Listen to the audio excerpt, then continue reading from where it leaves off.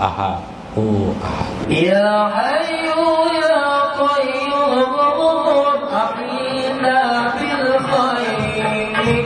Ya Hayyu ya Qayyum ahyina bil khair. Bismillahil awliya Abdul Qadir al-Jilani. Bismillahil awliya Abdul Qadir al-Jilani. Ya Hayyu ya Qayyum ahyina bil khair. Ya Hayyu ya Qayyum ahyina bil khair. Bismillahil awliya Abdul Qadir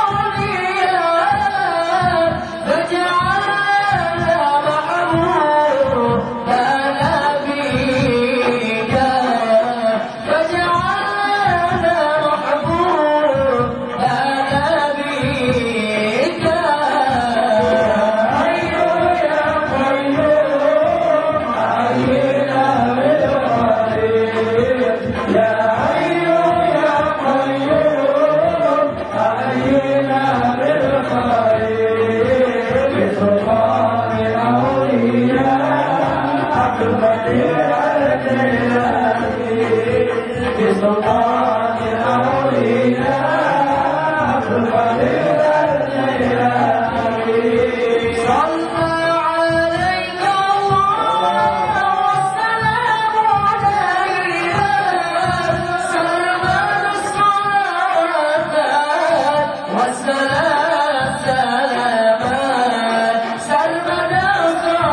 Ya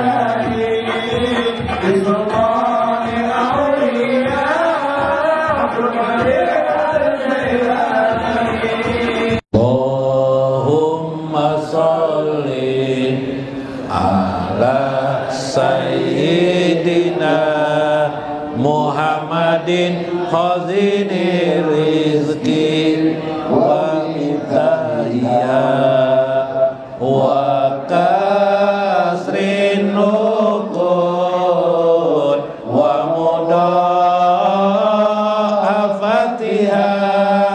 wa nuril barakati wa sa'adatiha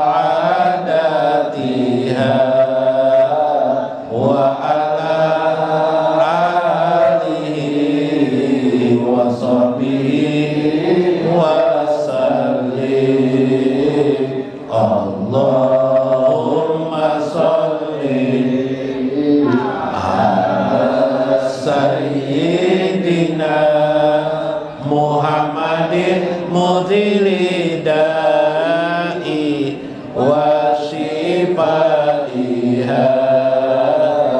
wa da'il bala wa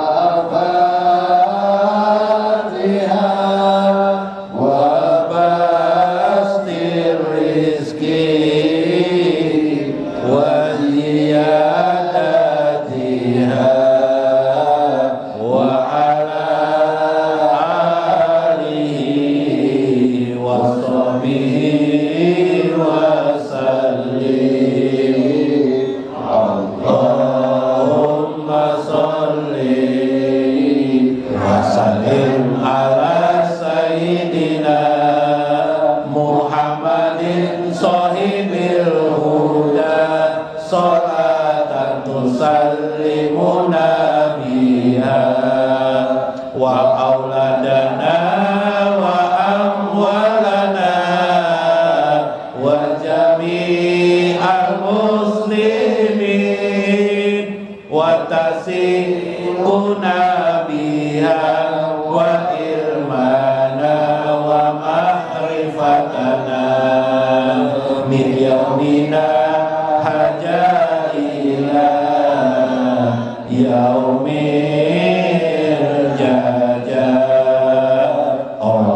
اللهم صل وسلم على سيدنا محمد صاحب البركة صلاة تباركنا بها ورزقنا وأماننا وجمعنا وأولادنا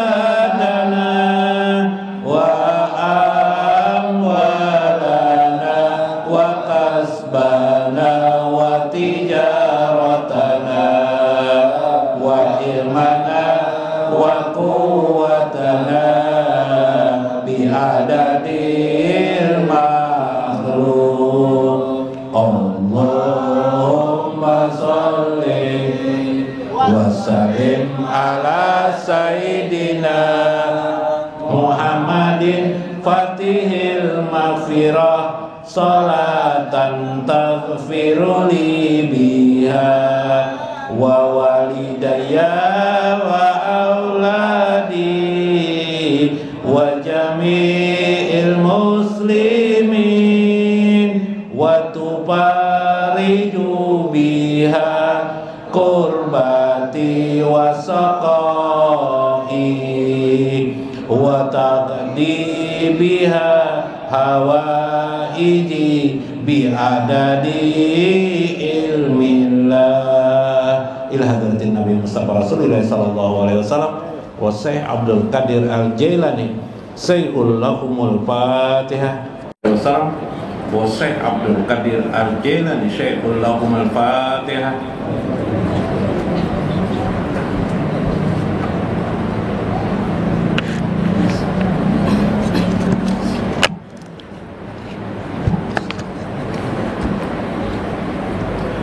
Assalamualaikum warahmatullahi wabarakatuh.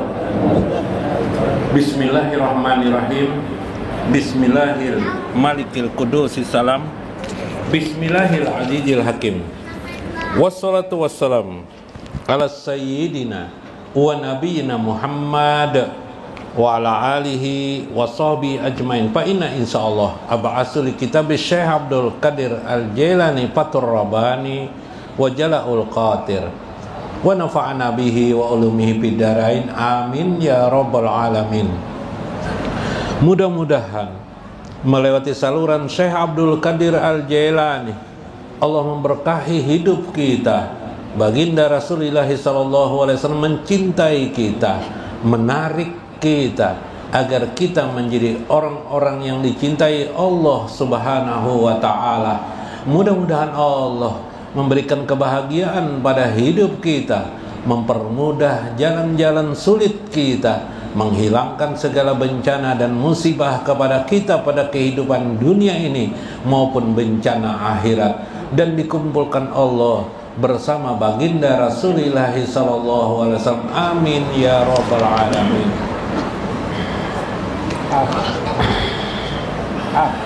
Man safa qalbuhu, siapa yang di hatinya suci, safa qalbuhu. Kanan Nabi sallallahu alaihi wasallam safiran wa baina rabbih aja wajala. Ujar saya, barang siapa yang di hatinya sudah bersih. Nah, ini kita menilik diri kita, mengukur diri kita. Bila sudah diri kita bersih, jar saya, kanan Nabi sallallahu alaihi wasallam safiran bainihi wa baina rabbih, akan timbullah kesucian di antara dirinya dengan Tuhannya melewati perantara Nabi Sallallahu Alaihi Wasallam. Jadi kalau orang itu sudah suci hatinya, maka jadilah Nabi itu perantara dirinya kepada Allah Subhanahu wa Ta'ala. Disebutnya lah Nabi Sallallahu Alaihi Wasallam, membaca salawat dia. Dua, kalau berdoa dia diusahakannya membawa nama Nabi Muhammad sallallahu alaihi wasallam. Ada dalam kitab Kasful Mahjub ya, ada seorang yang dicintai oleh Nabi sallallahu alaihi wasallam, tapi beliau tidak pernah bertemu dengan Nabi sallallahu alaihi wasallam. Jadi ada orang dicinta Nabi tapi tidak pernah bertemu dengan Nabi. Kira-kira banyak di sini yang tidak bertemu dengan Nabi? Kita semua tidak ada yang pernah melihat Nabi lah waktu hidup beliau nih. Yalah, artinya lepas masa. Saya mengisahkan bagaimana cinta Nabi itu penting bagi kita. Cinta Nabi itu penting bagi diri kita. Karena apalagi cinta Nabi ya. Jangankan cinta Nabi, kita menjadikan beliau penghubung kita dengan Allah saja sangat penting dalam hidup ini. Bagian rangka keimanan kita kepada Allah, ya enggak? Apalagi kalau Nabi cinta kepada kita. Kalau Nabi cinta kepada kita, ini utama. Ini yang utama. Bagaimana cinta? Coba lihat. Sebuah riwayat dalam kitab Kasful Mahjub di Syekh Huzairi. Kitab ini kira-kira abad keempat Hijrah, 400 tahun setelah Nabi wafat ditulis.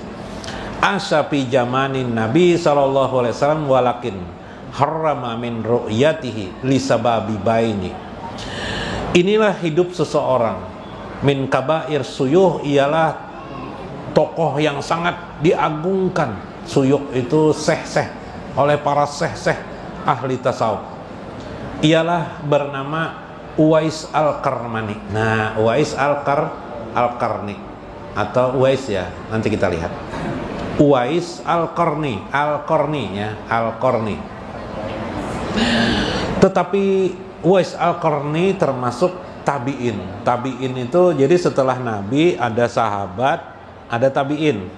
Jadi generasi Nabi bersama sahabat, meninggal wafat Nabi, generasi itu selanjutnya disebut dengan tabi'in. Jadi murid-murid sahabat. Maka yastiru alaihi man wajada.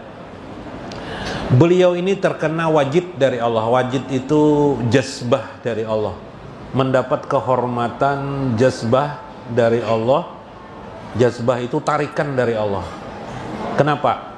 Karena dalam riwayat lain Uwais Al-Qarni ini menggendong ibunya berangkat haji dari Kupah ke, disebut juga ada mengatakan dari Najd, ada dari Kupah, menggendong ibunya di padang pasir Sahara itu sampai ke Mekah untuk berangkat naik haji. Yuk, siapa yang bisa sini? Adalah pernah menggendong orang tua sini ke pasar aja nah? Adalah. Nah, kalau bihan beliau menggendong orang sampai ke Mekah. Wa bisababin wajibahu nahwa ummihi. Salah satu yang menghalangi beliau, kepingin beliau sekali bertemu dengan Nabi adalah ibu beliau. Nah, jadi Sidin bisi ibu itulah yang dipelihara oleh Sidin ini, Uwais Al-Qarni ini, sehingga tidak bisa bertemu dengan Nabi SAW. Karena ada kewajiban memelihara ibu. Waqad qala Nabi sallallahu alaihi wasallam li sahabati. Adalah Nabi sallallahu alaihi wasallam berkata kepada sahabat, hunaka rajulun pikurnin. Di sana ada di suatu zaman nanti yud'a Uwais, dia dipanggil namanya Uwais dan Nabi. Sahabatku, nanti ada orang yang bernama namanya adalah Uwais di Kurnun itu bisa zaman, bisa di daerah sesuatu lah. Syafa'ahullahu yaumal qiyamah fi adadi min umati. Orang itu nanti di hari kiamat dia itu akan memberi syafaat kepada manusia. Jadi orang itu diizinkan Allah memberi syafaat nanti di hari kiamat. Subhanallah. Min umati, syafaat itu akan diberikannya kepada umatku aja Nabi. Oh, hebat kata orang nih. Hebat. Yusawa marrabi'ah wa mahdor min aknami. Di antaranya adalah kepada penduduk Rabi'ah dan penduduk Muhdar. Kampung Muhdar dan kampung Rabi'ah, kayak itu nah. Wah, hebat benar orang nih. Itajahu ila Umar wa Ali wa qala lahuma sofa turyanahu innahu miskin. Wahai Ali, wahai Umar, nanti datangi mereka bila sepeninggalku, bila aku tidak ada lagi, cari mereka dia itu tempatnya jauh di sana, tapi orang itu ciri khasnya miskin. Wa mutawwasitutul, dia berada di tempat yang jauh dari keramaian. Kasyari, rambutnya tebal, rambutnya tebal. Ala janabihil aisiri bikom hati baido, di tubuhnya ada bercak putih. Nah, kayak panau tapi lain panau. Ya, itulah ciri-cirinya macam-macam. Belum kesakan cepatnya. Lalu sepeninggal Nabi, setelah Nabi wafat, Umar lawan Ali mencari yang bernama Uwais tadi itu. Di mana orangnya? Karena pesan Nabi bila bertemu dengannya supaya Uwais mendoakan kepada mereka, kepada sahabat-sahabat. Oh, ya kan, subhanallah.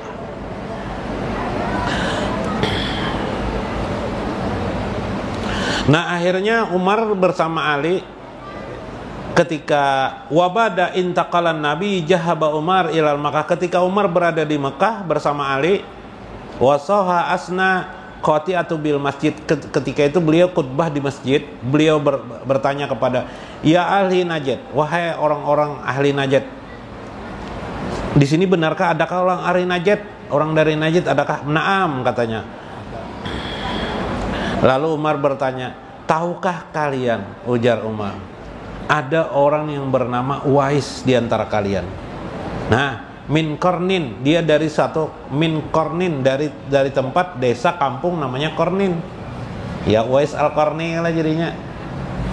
Faja'alu na'am, ada, tapi orangnya di sana jauh tempatnya di kampung ini, jauh dari masyarakat, jauh dari keadaan orang. Akhirnya Umar dan Ali mendatanginya, mencari orang tersebut, dan akhirnya bertemu.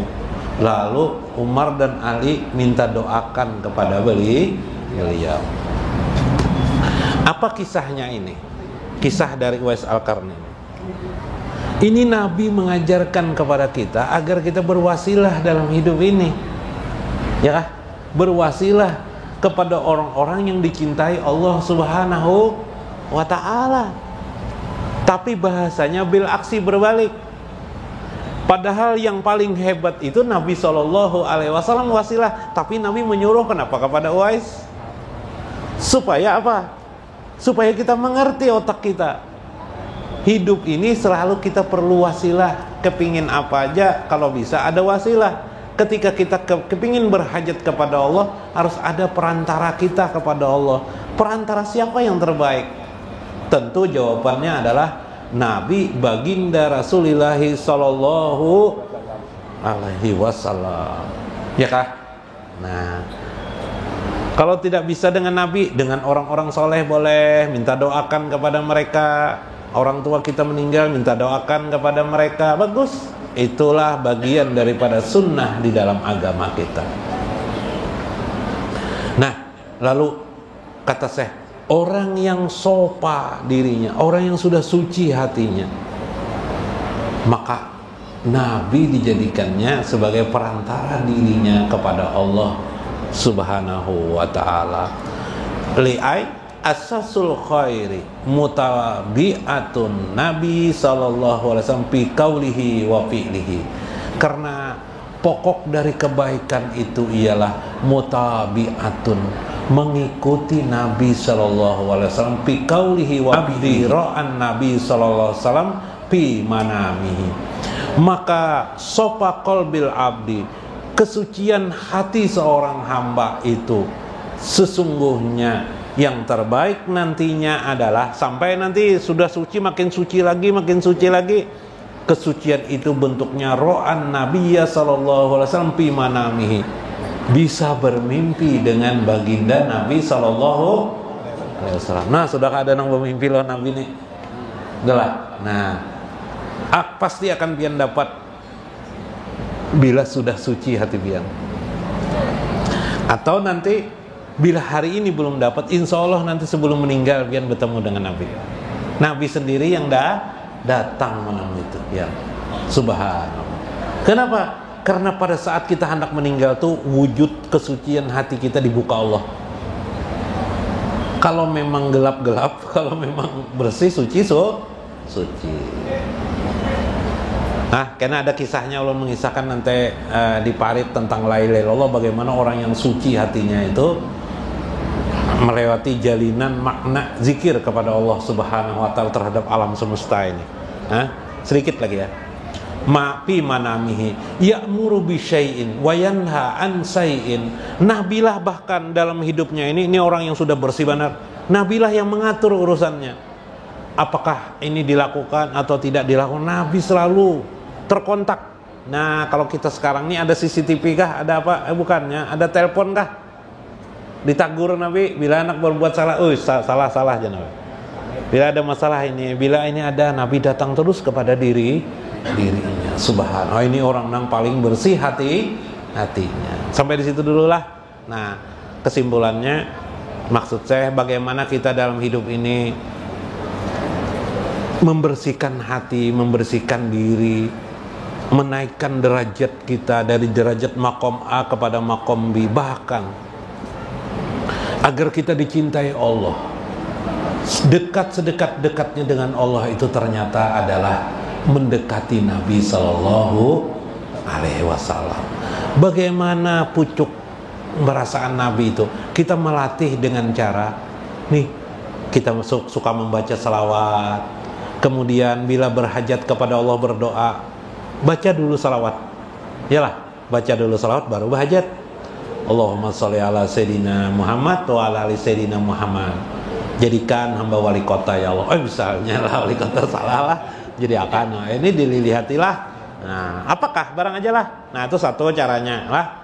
Cara yang kedua, kalau bisa gunakan makna kenabian. Misalnya, ya Allah, aku memohon kepada Engkau bihaqi Sayyidina Muhammad. Nah, apa misalnya? Rabbana atina fid dunya hasanah wa fil akhirati hasanah wa qina adzabannar bihaqi Sayyidina Muhammad. Nyaman enggak? Mudah lah. Rabbi firli wali walidayya warhamhuma kama rabbayani saghira bihaqi Sayyidina Muhammad. Apa aja? Bihaqi Sayyidina, bawa terus Nabi di hadapan Allah, karena Nabilah perantara kita, ya kah? Nah, paham. Jadi ada tolak ukur bagaimana kita berhubungan dengan Allah, selalu membawa Nabi Sallallahu Alaihi Wasallam. Mudah-mudahan bermanfaat. Mudah-mudahan kita dapat ampunan Allah. Minta maaf, minta reda atas segala kesalahan yang ulun mungkin sampaikan. Wallahul muwaffiq ila aqwamit thoriq. Assalamualaikum warahmatullahi wabarakatuh. Ya Hayyu ya Qayyum ahyina bil khair. Ya Hayyu ya Qayyum ahyina bil khair. Bismillahil awliya Abdul Qadir al-Jilani. Bismillahil awliya Abdul Qadir al-Jilani. Ya Hayyu ya Qayyum ahyina bil khair. Ya Hayyu ya